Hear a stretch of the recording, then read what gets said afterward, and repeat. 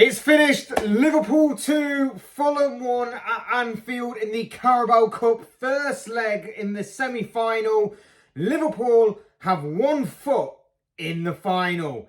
Hey guys, welcome back to the channel. Welcome to another video. Yes, today's video is going to obviously centre around the big Carabao Cup action that took place tonight between Liverpool and Fulham.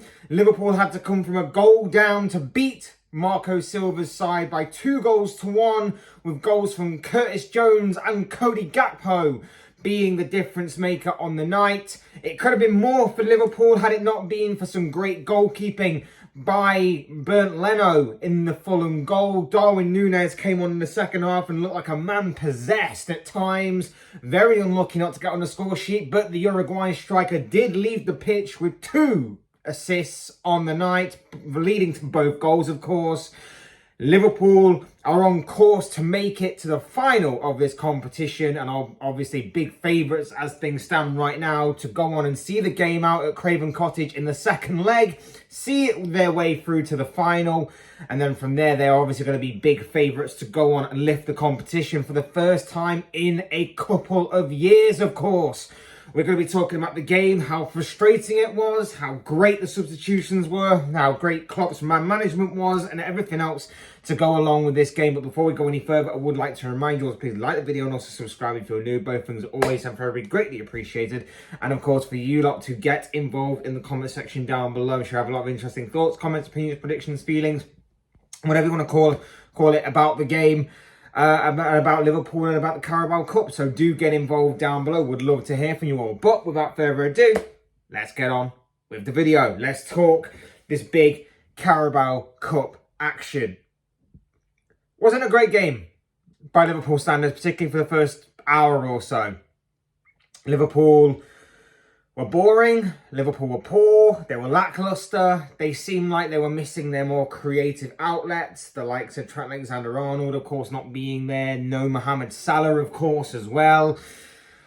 And then Fulham take the lead. Liverpool controlled possession, as you would expect, but then typically get hit with a sucker punch by Fulham, and Fulham break the deadlock, they draw first blood, they go a goal in front. Willian with the goal, capitalising on Virgil van Dijk's poor header. Andreas Pereira, who was an absolute drama queen throughout the entirety of the game, more on him a little later, capitalises on Van Dijk's poor header. He finds Willian in the box. Willian shows great composure to get away from the challenges of Connor Bradley, get away from another challenge as well before slamming the ball beyond Kim and Kelleher in the Liverpool goal and therefore putting Fulham a goal up. That was the first and only real chance Fulham had, I would say, in the entirety of the first half. Like I say, Liverpool were controlling possession, Liverpool were having all of the possession, and Fulham were seemingly happy to let them have it and look for areas to exploit on the counter-attack, as you probably would have expected from this game right from the first whistle. Liverpool just didn't know what to do with the possession. They didn't really have a lot of creativity. I felt throughout the game, Connor Bradley was great. I felt Konate was solid. I thought Van Dijk had a shaky start, grew into the game and became solid. I thought Gomez was solid throughout the entirety of the game. Harvey Elliott tried to do things in that first half. He was looking like he wanted to get on the ball. He was showing up for the ball. He was trying to make something happen. He did a couple of times create a couple of half opportunities for Liverpool, particularly in that first half, but nothing really clear cut from him. Gravenberch started off very, very sloppy, grew into the game just as he was taken off in the second half. McAllister was hit and miss. I felt Jota, throughout the entirety of the game that he played, I felt like he had a few moments, but otherwise a bit inconsistent, a bit hit and miss, as you would typically expect from a Diego Jota performance that sees him start the game rather than come on from the bench. Diaz showed a couple of moments, but nothing too clinical, too clear-cut. And I thought Curtis Jones was brilliant throughout the entirety of the game. I thought Curtis Jones was really, really good in that midfield and obviously got his goal to show for it. But overall, I just felt like the performance from Liverpool was just boring and lackluster and just so lethargic at times, so careless. And I did wonder if we were missing our more creative outlets, the likes of Salah, the likes of Trent. I thought it was a bit strange as well that Klopp decided to go with Kelleher in goal over Alisson. I know that Kelleher normally is the cup goalkeeper, but Alisson playing in the FA Cup against Arsenal and then not playing in this game did seem a bit of a strange move from Klopp that I wasn't really expecting, and I was more expecting it to be the other way around, but of course it wasn't to be. And to be fair to Kelleher, I think apart from one or two solid saves that he made, didn't really have a lot to do, to be perfectly honest with you. He had to pick the ball at the back of his net.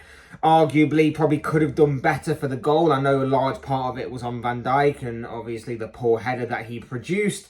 But I did feel like Kelleher probably should have done better with the shot that Willian couldn't have really put anywhere else to obviously find the back of the net. So I felt Kelleher could have done better.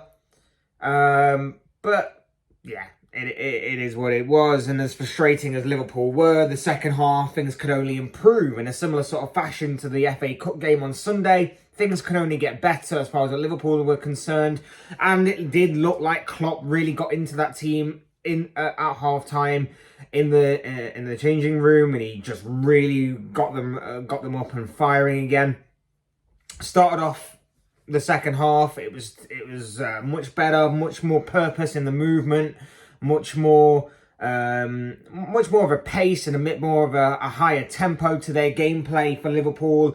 And they were just shifting through the gears as the second half wore on. Yes, Fulham did look dangerous on the counter-attack, and if Bobby Deck or Dover Reid could have actually passed the ball or crossed the ball in a couple of scenarios that Fulham were presented on the counter-attack, maybe we could be here talking about a completely different scenario entirely, in which Fulham took their chances and put Liverpool to the sword in their backyard. But obviously that wasn't to be the case. Deco Dover Reid squandered a couple of very good opportunities for Fulham, for the away side, where he was a bit selfish. Maybe he just didn't see him, maybe he didn't look up, didn't hear the shout, whatever it may be, because like I say, he did get into a couple of good situations on the counter-attack that he ultimately did not punish Liverpool for. But then the changes came, and this is where the game-changing moment came. Klopp brings on both Núñez and Gakpo in a very, very, very offensive move by the Liverpool manager. He takes off Harvey Elliott and Ryan Gravenberch and goes to a sort of 4-2-3-1, 4-2-2-2 kind of formation, whatever you kind of want to see it as, kind of obviously the kind of fluidity and the movement of that front four. And it was dangerous right from the get-go. And Darwin Núñez in particular, like I say, looked like a man possessed. Apart from obviously the Newcastle game earlier on in the season, in which he made his substitute appearance for, this was an incredible game and a cameo appearance by the Uruguayan striker, in which he did everything but score. And I know that we say that a lot about Núñez, but there wasn't really a lot he could do about the chances that he had. But he did, like I say, leave the pitch with 2 assists. First to set up Curtis Jones, a little bit of a layoff. Jones strikes it from distance and it deflects. Very fortunate, a little bit of luck on the side of Curtis Jones, of course, but you make your own luck at times, and that's exactly what Curtis Jones did. A deflected goal which found its way into the back of the net, and Liverpool had equalised. And then not long after, a quick-fire double. Núñez cutting the ball back for Gakpo, and Gakpo's finish was very smart and very good indeed. The two substitutes combining very well there in what was a very well-worked Liverpool move right from the get-go, finished by Gakpo after the assist from Darwin Núñez. And that makes it like 4 games on the bounce now in the Carabao Cup that Gakpo scored. Big importance, these kinds of competitions for Liverpool and for Jurgen Klopp in particular, to continue to build his legacy at Liverpool. These are the kinds of competitions that still add silverware to your collection, still add trophies to your argument of being one of the best managers in world football. Big time player for Cody Gakpo to get these types of goals. And similarly to what Minamino did a couple of years ago when Liverpool won this competition. He turns up in big moments in this competition and has done so time and time again so far this season. Hopefully, there is a couple more waiting on down the line, particularly as we enter the second leg of the semi-final. And of course, hopefully, after that, the final itself, fingers crossed. But Gakpo gets his goal. Again, substitute-wise and obviously changing the game-wise, Klopp deserves huge credit for the way that he switched up the formation, went really offensive. And I think the commentators even alluded to it. It was sort of like they were throwing caution to the wind even before the second leg. It was almost like Liverpool forgot that there was a second leg to this because of how offensive they were. If this was the second leg and they were throwing caution to the wind, I could completely understand the substitutions that were being made. But I guess Klopp wanted to get it done and dusted at home. And I think before the game, there was a real sense of opportunity to obviously do that. If Liverpool could get their game sorted and to obviously be very clinical in front of goal, there was probably an opportunity in which Liverpool could have put Fulham to the sword and had the game put to bed by the first leg. But that obviously wasn't to be the case, and we're left with a 2-1 scoreline. Liverpool see the game out. It could have been more for them. Like I say, Núñez had about 3 or 4 attempts on goal that he really couldn't have done much better with, I don't think. He had a couple of strikes on goal, well saved by Bernd Leno. He had a header that was saved by Bernd Leno. And Conor Bradley's cross, his effort from close range. Again, with the pace of the ball, I don't really think you could have done much better, Núñez, without being denied by Bernd Leno. So Leno was really doing his best to once again frustrate and thwart Darwin Núñez in anything and everything that he attempted. But it was an absolute quality performance from him in particular. The way that he came on, he made this cameo appearance, ran Fulham ragged down one side and then the other and then through the middle. Showed quick feet at times. His link-up play was very good. I think everything about his performance, apart from obviously lacking a goal, was there for all to see from Núñez. So very happy with his cameo performance. Like I say, he's got 2 more assists. I think that takes him above Mo Salah in the assist charts for the club this season. I think he's into double figures now, so that's really good for him.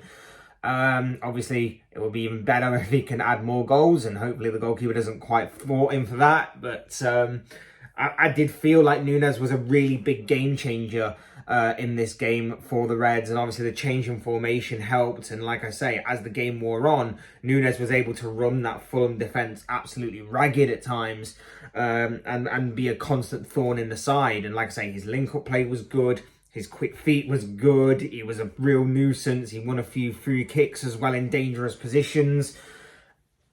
Like I say, it was a very, very good performance. Whatever he had for dinner, whatever Darwin Núñez had for dinner tonight, make sure he has it again constantly before games like this, because that guy was on fire. He was just lacking a goal. Liverpool go on to see the game out and have 1 foot into the final. Bit annoying we couldn't get more goals. I think that's obviously the big takeaway from this. And I don't like to be too critical of performances in cup games, because the overall arching thing is, if this was a league game, I'd be even more critical of the performance, as I would have been on Sunday. But when it's knockout competition, when of course it's a cup tournament like this, the main thing is that you get the victory. And we were in a good position now to go into the second leg and obviously finish the game off. I don't know why the Carabao Cup goes into a second leg in the semi-final. That is an annoyance of mine. That is a personal grievance of mine that I personally do not like. Even though for like 60 odd minutes it looked like we were looking at maybe having the replay as a sort of lifeline, I guess, towards the final. But never ever liked the format of going to a second leg in the semi-final. It's really, really stupid in my opinion. But Yeah, we could have killed the game off. We could have put the game to bed beyond all doubt. Just see the game out professionally in the second leg. But we're left with this 2-1 scoreline now, which can be very dangerous. And especially with us being away from home in the next game, it could be a very difficult game to go to. Fulham, we know at home, can be very dangerous at times. We know they can be very physical. They can be very direct. And they were that at times tonight. They just weren't clinical enough in front of goal. Like I say, if Deco Dover-Reid had looked up during some of those counter-attacks that he was in a good position to actually hurt Liverpool with, maybe we could have been sitting here with a different scenario and a different story on our hands. But because of that, Liverpool were able to punish his mistakes. Andreas Pereira was an absolute drama queen, like I say. Like, the Van Dijk yellow card, he barely grazes him and he's rolling around on the floor like he's been shot. It's pathetic from him, and he was constantly a villain of the piece for this game, constantly whining and moaning about certain things, and I don't get it. It was poor. I thought the refereeing was average. I thought it got better as the game wore on, but the first half was pretty poor. He had to talk to Bert Leno about 6 or 7 times. Here's my grievance with time wasting. He had to talk to Bert Leno about 5, 6, 7 times about time wasting. Why is it that it's only in the second half you get booked for that? Why? Time wasting is time wasting. Whether you do it in the first half or you do it in the second half. It's like the whole thing of you didn't want to give a yellow card in the first couple of minutes because you didn't want to obviously ruin the game for that particular player. If you give away a bad foul, you deserve to be booked for it. In the same way, if you're time wasting in the first minute, it's the same as if you're time wasting in the 90th minute. If they are to be consistent with this whole time wasting and dissent thing, be consistent with it. It's frustrating, it's annoying, and I don't personally get it. But yeah, that was personally my grievance with the referee in this game. And no, the bottom line here is that Liverpool came from behind to beat Fulham 2-1 at Anfield in the Carabao Cup semi-final first leg. On to the second leg. It's going to be difficult. It's going to be awkward. Fulham are going to make it as awkward as possible, but we've got to be professional on this situation. As for individual performances tonight, like I mentioned, for me, standout performers were obviously Darwin Núñez when he came on. I thought he was brilliant. I thought Joe Gomez was solid throughout, and I think he made a couple of vital interceptions for us when Fulham tried to deploy the counter-attack. I thought Connor Bradley at right back was brilliant. I thought he just fit into that role seamlessly. Provided some good width down that right-hand side, put a couple of dangerous balls into the area.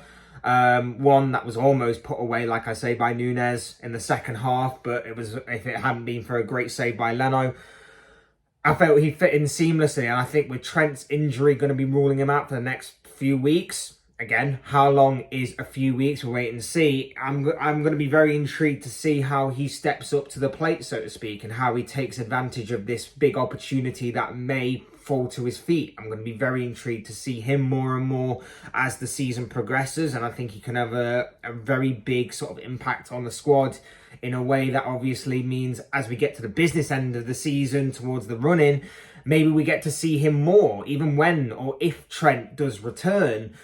Do we see Connor Bradley more in the capacity of Trent being rotated? Do we see more in the capacity of him being at right back and Trent being inverted into the midfield? It's going to be very interesting to see what the future holds for Connor Bradley, especially for the immediate future, of course. Like I say, I thought Harvey Elliott was okay. Didn't think it was his best performance. Didn't think it was his worst. I thought he was okay, and I did like the way that he didn't seem to shy away from the occasion. Like I say, Gakpo gets his goal, of course.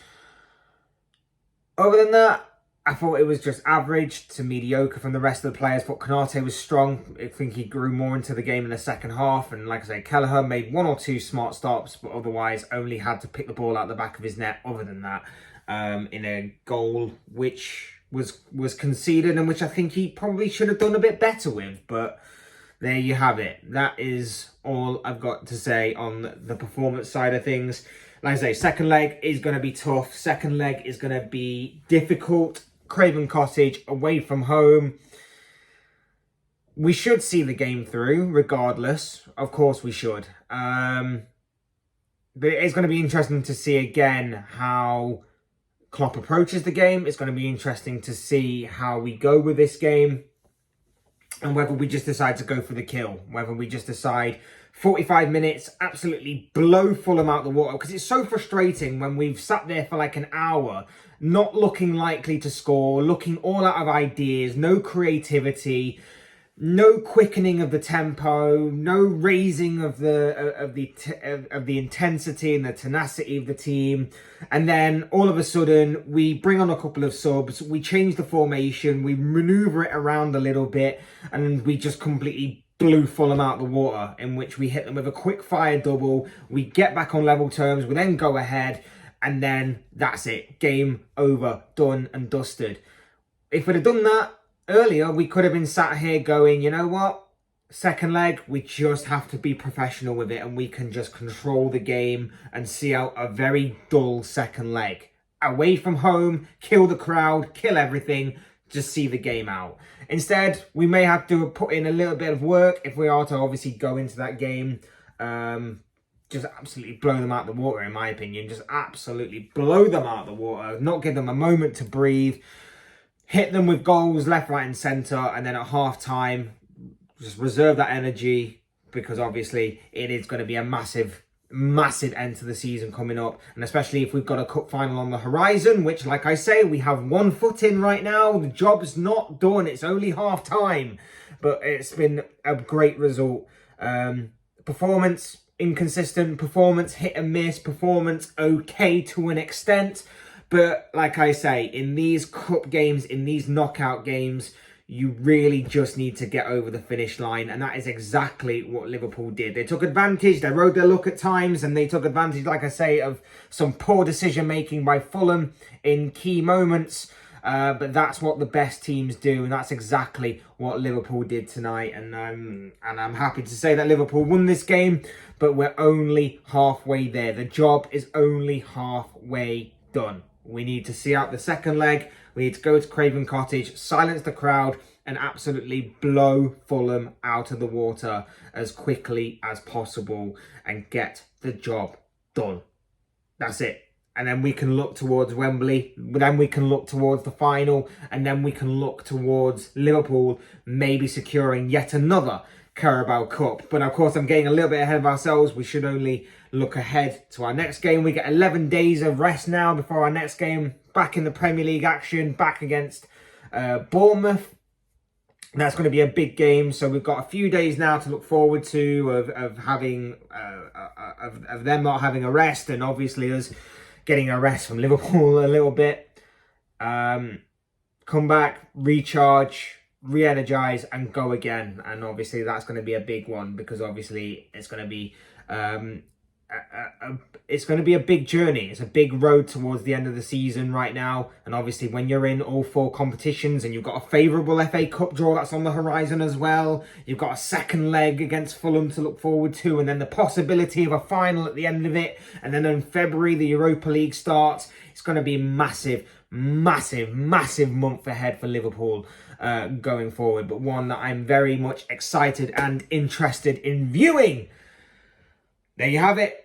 Liverpool win tonight. Liverpool are 1 foot into the final, but these are just the thoughts, comments, opinions, predictions, feelings, whatever you want to call it, of this guy. I want to know what you guys think. What do you make of Liverpool's performance tonight? What do you make of the Carabao Cup and everything else in between? Would love to hear from you down below in the comments section. I'm sure all of your thoughts, comments, opinions, predictions, feelings, whatever you want to call it, will make for interesting and great reading, I'm sure. Otherwise, hit the like button on the way up. Enjoy the video. Subscribe if you're new and want to see more content like this. Both things are always and probably greatly appreciated. And as always, thank you so much for watching and listening.